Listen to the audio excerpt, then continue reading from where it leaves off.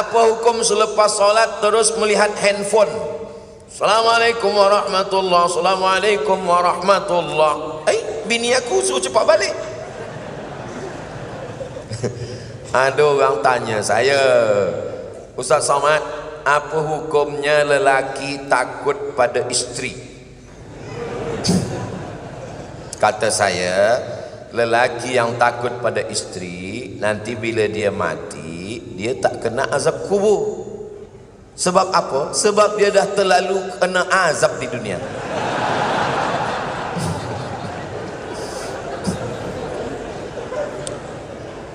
Yang ini tak usah ingat, yang lain tadi aja ingat. Sembayang tu apa? Apa sembayang itu? Aqwalun, ucapan, maknanya al-fatihah, rukun. Wa af'alun, perbuatan, tegak, mengangkat tangan, ruku, i'tidal, sujud, duduk antara sujud, salam, tasyahud. Mufattatahatun bitakbir, dibuka dengan takbiratul ihram. Wa muhtatamatun bitaslim, ditutup dengan salam. Itulah sembahyang. Assalamualaikum warahmatullahi, assalamualaikum warahmatullahi. Sembahyang dah selesai. Tapi dia tak ikut sunnah. Sunnah paling elok doa. Bila doa yang paling afdal ya Rasulullah? Ba'dal maktubah, ba'dal faridah, selepas solat fardu berdoa, berzikir dulu. Astaghfirullahaladzim, subhanallah, subhanallah, subhanallah, alhamdulillah, alhamdulillah, Allahu akbar, Allahu akbar. Habis itu berdoa. Kenapa tak berzikir? Bila kita berzikir, malaikat-malaikat turun. Malaikat menengok orang berzikir, memanggil malaikat yang lain, halummu ila hajatikum, inilah yang kamu hajatkan, yang kamu cari-cari. Malaikat pun ikut berzikir dan mengaminkan doa. Doa kita itu pun diaminkan. Ad-da'i yang berdoa, wal mu'ammin yang mengaminkan, fil ajri sawa, balasannya sama, maka aminkan.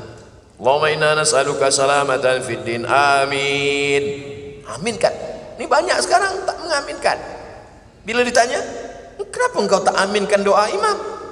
Imam tu minta hujan ustaz, saya berniaga aiskrim.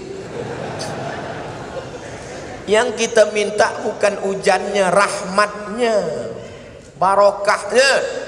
Ini lepas sembahyang tak ada lagi berdoa. Assalamualaikum warahmatullahi, assalamualaikum warahmatullahi. Macam ayam nampak padi. Kenapa engkau tak berdoa? Kenapa awak tak berdoa? Doa yang lama aja belum terkabul lagi. Berdoa. Syarat taubat 3. Pertama, an-nadamu fil qalbi, menyesal dalam hati.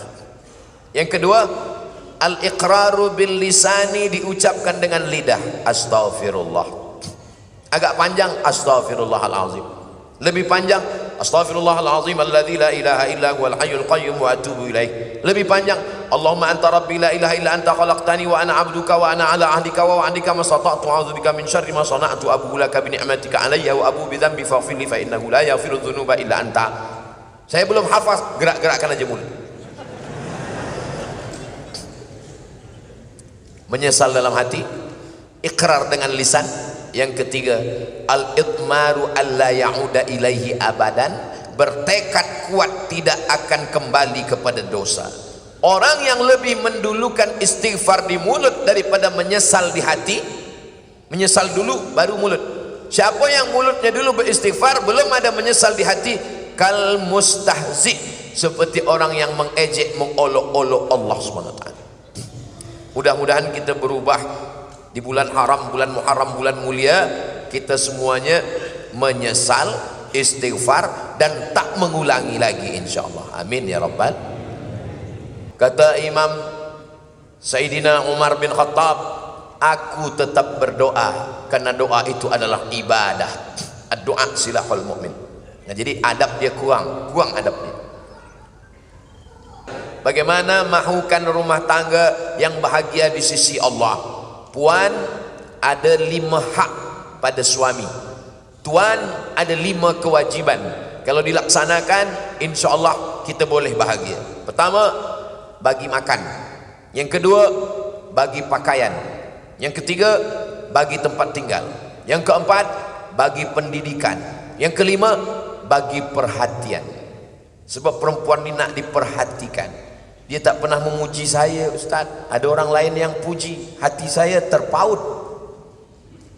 Kenapa engkau jalan dengan dia? Dia dah macam abang saya, dia dah macam saudara saya. Berawal dari macam-macam, berakhir jadi macam-macam. Maka kalau kita jaga ini, insya-Allah. Khuliqatil mar'atu min dhila'.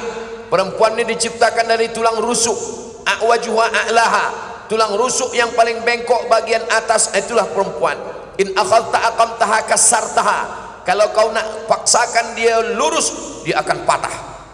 Bila kau ikut, kau akan jadi bengkok. Ustaz, kalau ikut bini, Ustaz bengkok. Maka pandai-pandailah kita. Maka insya Allah, siapa orang yang paling baik di antara lelaki ini? Khairukum li ahli. Orang yang paling baik di antara kamu, orang yang paling baik kepada istrinya.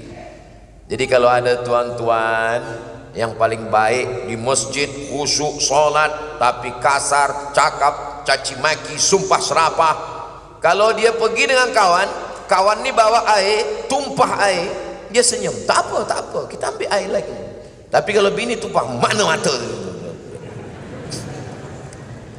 Bila sakit, bukan kawan datang, bini lah yang datang. Sakit di hospital, bini datang, suau, makan ya bang, sabar bang, sabar. InsyaAllah sebelum hari Jumat selesai ni, insyaAllah. Bila kita baik, dia suap baik. Tapi bila kita kasar, makan, udah sakit, tak mati-mati pula lagi. Betul tak puan? Betul kata puan. Rasa puas hati saya pagi ni, Ustaz. Ustaz, bagaimana kita nak tahu kita rasa Allah ni redha dengan kehidupan kita? Dalam kitab Ar-Risalah Al-Qushairiyah, kata ulama, aku tahu bila Allah ridha pada aku. Macam mana kau tahu bila Allah ridha pada engkau? Aku tak tahu sembahyangku diterima Allah atau tidak. Aku tak tahu hajiku diterima Allah atau tidak. Tapi aku tahu bila Allah ridha pada aku. Macam mana engkau tahu? Bila aku ridha menerima takdir Allah, maka saat itu Allah ridha kepada aku. Apa itu ridha menerima takdir? Sururul qalbi ala madaratil qada. Hati senang, hati bahagia menerima ketetapan Allah Subhanahu wa taala. Ini berat. Banyak orang hanya pada level sabar. Kalau sabar itu hanya menahan tapi tak bahagia. Yang lebih daripada itu di atas sabar adalah ridha. Senang hati, lapang dada, tak sempit jiwa menerima takdir Allah. Dia tidak menengok ketetapannya, yang dia tengok siapa yang membagikannya kepada dia. Ini berat. Doakan supaya Ustaz Somad boleh ridha menerima ketetapan Allah. 5. Saya ingin bertanya, adakah berdosa orang yang bekerja di tempat yang ada jual minum arak? Kalau ada orang jual arak, kita mesti tegah, kita mesti larang. Kita bukan ikut di dalam. Kata kita ikut berdalam bersyubhat, nanti bila kena azab, kita pun ikut kena azabnya. Mana dalilnya? La ta'murunna bil ma'ruf, ajak orang buat baik. Wala tanhauna 'anil munkar, larang buat munkar. La yusikanna ayyab'atsallahu 'alaikum iqaban. Bila kau tak larang, maka nanti Allah turunkan azab, kamu pun terkena azabnya. Summa tad'unahu, kamu berdoa, selamatkan aku, fala yustajabu lakum, doa kamu tak dikabulkan Allah. Man ra'a minkum munkaran, kalau kamu tengok orang jual khamar, tegah dengan apa? Biadih, dengan tangan. Fa illam yastati, kalau tak sanggup, fa bilisani, dengan lisan. Kalau tak sanggup, fa biqalbi. Malaysia negeri Melayu Islam, banyak tempat mencari nafkah, cari yang halal.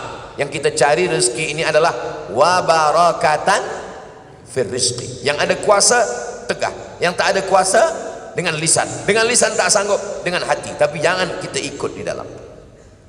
Mendengar khutbah Jumat, ada yang menengok handphone. Apa hukumnya? Man la'ibal hasa fala jum'ata lahu. Siapa yang main-main batu, maka tiada Jumat baginya.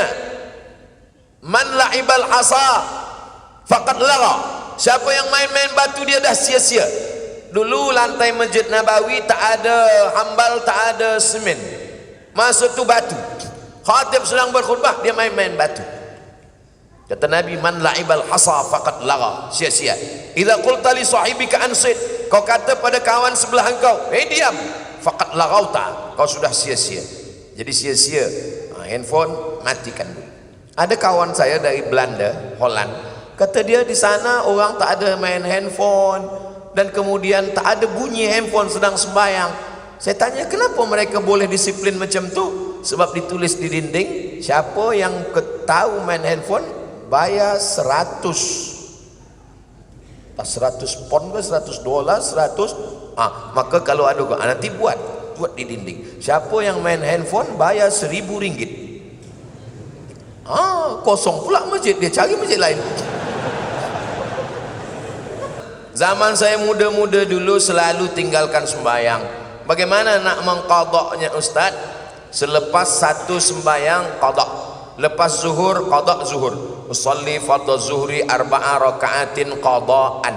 Lepas asar qada asar. Tapi untuk asar jangan qada di masjid, di rumah. Bila kita qada di masjid, nanti kawan berbisik, siapa ni? ISIS. Sesat ni. Dia tanya pula, sembahyang apa engkau? Mana ada sembahyang sunat? Siapa ajarkan engkau? Ustaz Somad. Aku dah cakap lama Ustaz tu sesat. Maghrib, usalli fardal maghribi salasa raka'atin qada'an.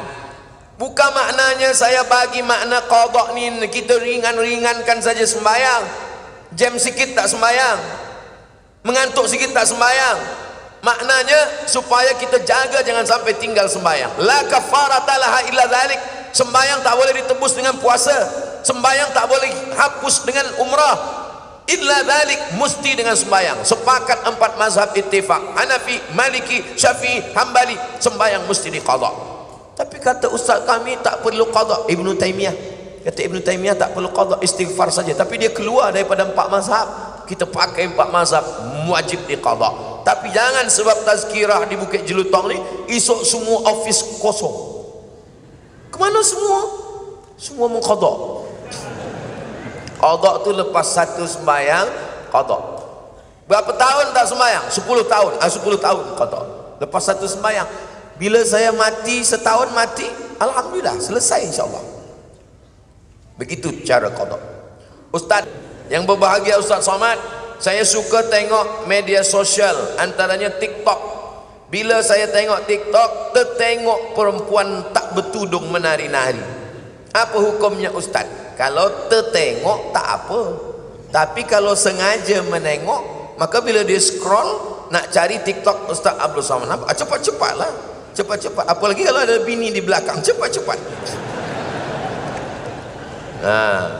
Dulu orang sangka bila dibuat WhatsApp ini, orang Islam akan rosak sebab dia akan share video yang tak baik. Rupanya yang di-share orang video tazkirah, solawat. Dulu sangka orang dibuat TikTok, awal-awal muncul TikTok, umat Islam akan rosak dengan TikTok. Rupanya sekarang TikTok pula isinya dakwah macam-macam. Jadi semua menjadi Islamik. YouTube Islamik, TikTok Islamik. Maka yang Islamik yang ditengok. Kata Sayyidina Ali, la tatbi'in nazratan nazrata. Kalau mata engkau tertengok, maka cepat palingkan. Pandangan yang kedua, laka. Pandangan yang kedua, alaika. Yang pertama, untuk engkau. Yang kedua, engkau akan dihisab. Maknanya, kalau tertengok, palingkan. Ada juga orang salah faham dengan hadis ni. Kalau tertengok, jangan berkedip. Itu tak betul. Saya keliru pahaman ahli sunnah wal jamaah dan pahaman wahabi. Boleh Ustaz terangkan? Panjang. Saya ringkaskan pada 3. Dia menengok saya sebagai pelaku bid'ah. Kalau bid'ah dalalah, kalau dalalah finnar. Maulid Nabi bid'ah, Isra Mi'raj bid'ah, menyambut 1 Muharram bid'ah, malam nisfu Sya'ban bid'ah, berdoa mengangkat tangan mengusap ke muka bid'ah, pakai hadis dhaif bid'ah, talqin mayat bid'ah, tahlil bid'ah, maka bertarekat bid'ah. Abdul Somad ini pelaku bid'ah dalalah finnar menurut dia, padahal kita punya dalil-dalil. Yang kedua, orang yang bertawassul kata dia musyrik. Bertawassul dengan Syekh Abdul Qadir Jilani musyrik, bertawassul dengan Baharuddin Naqsyabandi musyrik, bertawassul dengan ulama-ulama musyrik. Padahal ulama Ahlus Sunnah wal Jamaah menyusun kitab muhaddis dari Maghribi, Syekh Abdullah bin Siddiq Al-Ghumari, menulis kitab Ittihaful Azkiya bijawazit tawassul bil awliya wal anbiya. Boleh bertawassul.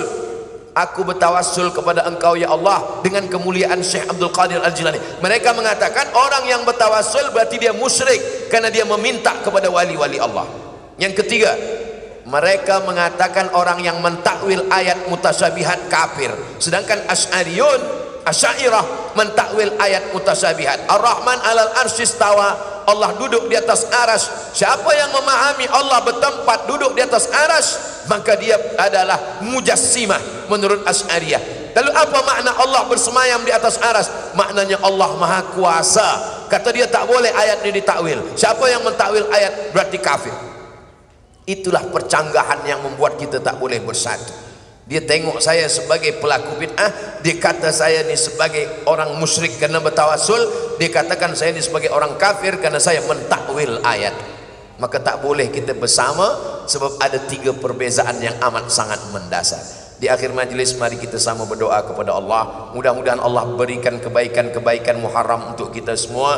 Allah jaga keluarga kita, negeri kita, baldatun thayyibatun rabbun ghafur. Ala hadhihi niyyah wa kulli niyatin salihah. Al-Fatihah. A'udzu billahi minasy syaithanir rajim. Bismillahirrahmanirrahim. Alhamdulillahi rabbil alamin arrahmanir rahim maliki yaumiddin. Iyyaka na'budu wa iyyaka nasta'in. Ihdinas siratal mustaqim, siratal ladzina an'amta 'alaihim ghairil maghdubi 'alaihim waladdallin. Amin.